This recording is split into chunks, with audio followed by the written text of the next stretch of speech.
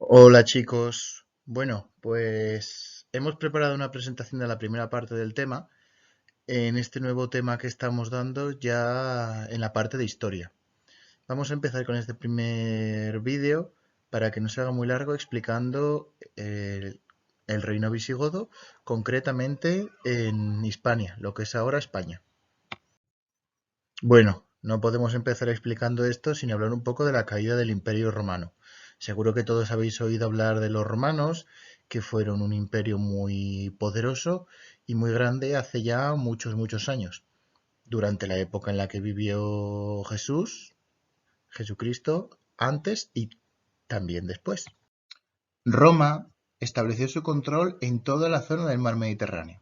La capital del Imperio Romano era Roma y, ubicada en el medio del mar Mediterráneo, les dio la justificación de decir que el mar Mediterráneo era suyo. De ahí el nombre que le dieron, Mare Nostrum, mar nuestro. Y gracias a ese mar fueron extendiéndose por todo ese territorio. De hecho, en la zona del norte de Europa, en el este, en Asia y en el sur, en la zona del norte de África. Todo eso estaba bajo su control. Países actuales como sería España, donde pone Hispania, Francia, donde pone Galia, Ilirium, que sería toda la zona de los países balcánicos, de Serbia, Montenegro, también en la zona de Grecia, en la zona de Egipto, de donde pone Egiptus, y también de otras zonas de Asia, donde ahora sería Turquía, Siria o Palestina. Todo ese territorio estaba controlado por ellos y allí impusieron su ley, la ley que establecía de los romanos, que decía, por ejemplo, que el emperador romano tenía casi la característica de ser un dios. Establecieron también su lengua, el latín, que lo fueron imponiendo a los distintos pueblos para que todos tuvieran una lengua común, y su religión, en primer lugar los dioses que tenían los romanos y posteriormente ya el cristianismo cuando éste se convirtió en la religión propia del imperio y extendiéndose a todos los territorios conquistados. Pero llegó un punto en el que el imperio romano se fracturó y se dividió en dos partes. Una de ellas pasó a ser el imperio de Oriente y otra el imperio de Occidente. Esto se produjo porque el emperador Teodosio, que fue el último emperador que dominó el imperio romano en su totalidad, decidió dividirlo en dos partes, una destinada a cada uno de sus hijos. A Arcadio le tocó Oriente y a Honorio le tocó Occidente. El propio emperador quiso que sus dos hijos fueran emperadores y esa fue la decisión que tomó tras su muerte en dicho año, en el 395 después de Cristo.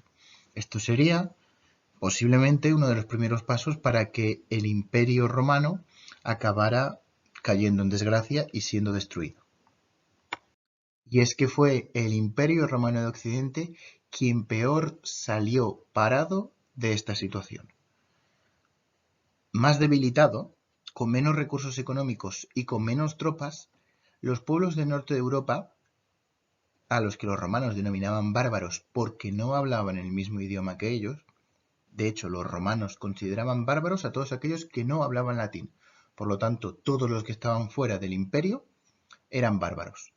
Pues fue precisamente esos bárbaros los que progresivamente fueron atravesando las fronteras e invadiendo el debilitado imperio romano. Siguiendo el código de colores podemos ver el caso de los anglos y los sajones, que se desplazaron desde la zona de Dinamarca, norte de Alemania, hacia lo que es la actual Inglaterra. La razón de este paso es la que hace que ahora mismo a los británicos, a los ingleses, se le denomine anglosajones. Lo mismo ocurre con los francos, que se desplazaron desde el norte de Alemania hacia la actual Francia. Y otros pueblos, como es el caso de los ostrogodos, que se dirigieron hacia la zona de Italia y allí se instalaron concretamente en Roma. De color azul tenemos los vándalos, que atravesaron toda Europa y llegaron también a atravesar la península ibérica. No se quedaron en la península ibérica porque hubo otro pueblo, que eran los visigodos, que se instalaron en la península ibérica, que veremos más adelante.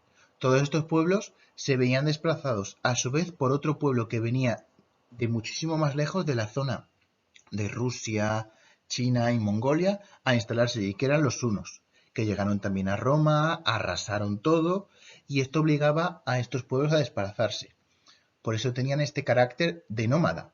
No tenían un sitio fijo, pero en cuanto pudieron conquistar un territorio, allí se instalaron.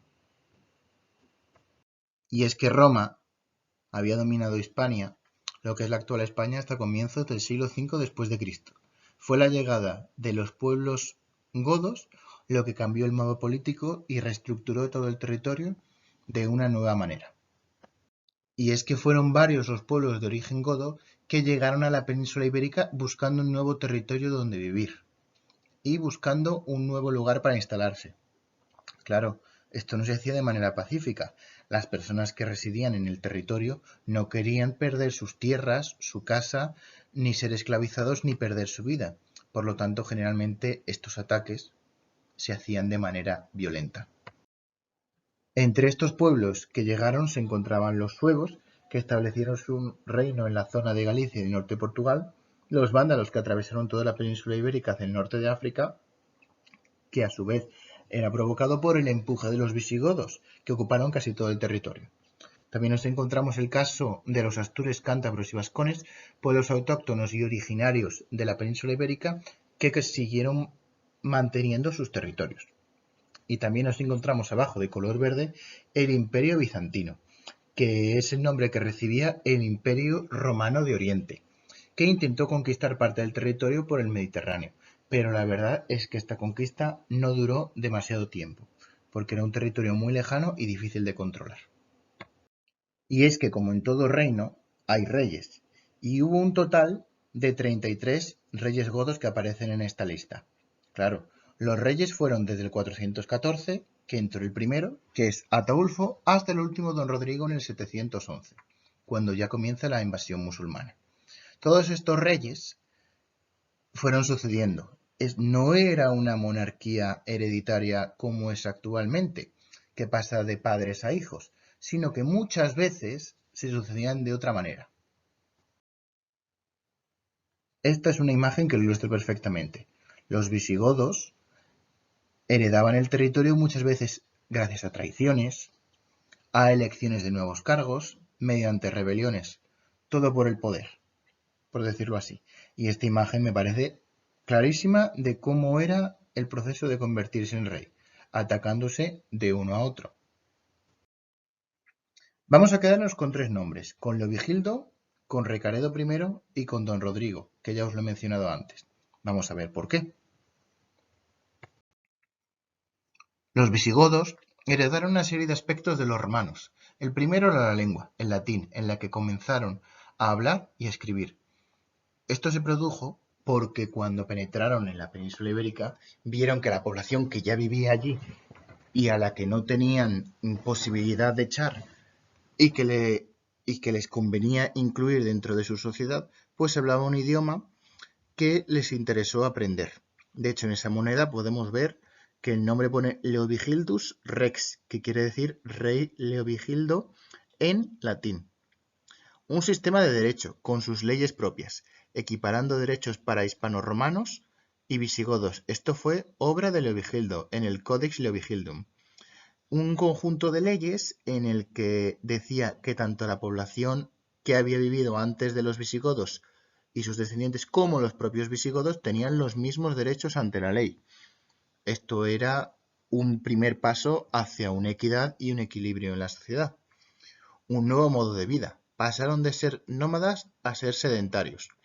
Como os he explicado antes, los pueblos de origen godo se habían desplazado por toda Europa, hasta que habían llegado a un territorio en el que instalarse, y utilizaron la ciudad de Toledo para convertirla en su capital. No la fundaron, porque Toledo ya existía, Totelum, que era el nombre que le habían dado los romanos, y esa ciudad fue su capital. Y también tomaron una nueva religión. Ellos eran cristianos, pero eran arrianos, y pasaron a convertirse al catolicismo.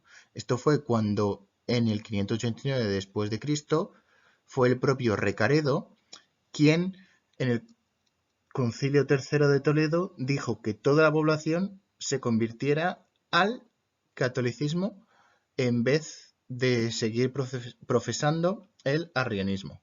Pasaron de una rama del cristianismo a otra. Y llegamos al final del reino visigodo en el año 711. Fue en este momento cuando, estando don Rodrigo de rey y tras llevar solo un año, se produjo un enfrentamiento y un confrontamiento a nivel interno. Había una serie de personas importantes de la nobleza visigoda que no quería que don Rodrigo fuera rey. Por eso se produjo un enfrentamiento y una guerra civil. A consecuencia de este conflicto interno, de esta disputa, pues los adversarios de don Rodrigo decidieron solicitar ayuda a los pueblos árabes para que les ayudasen en la victoria. Y fue precisamente cuando estos pueblos atravesaron el sur de la península, donde ahora está Tarifa, y toda la zona de Cádiz, y ayudaron a derrotar a don Rodrigo. Pero no se detuvieron ahí. Vieron la debilidad del territorio y aprovecharon para derrotar al reino visigodo y conquistar en prácticamente 5 años todo el territorio de la península ibérica, llegando casi hasta Francia. Los únicos territorios que sobrevivieron fueron la zona de Asturias, de Cantabria y del País Vasco, toda la franja norte, que fueron la resistencia a partir de la cual se inició luego el proceso de la reconquista.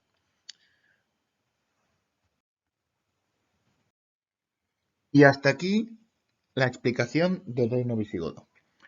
Continuaremos con Al-Ándalus y sus características más adelante. Bueno chicos, hasta otro día.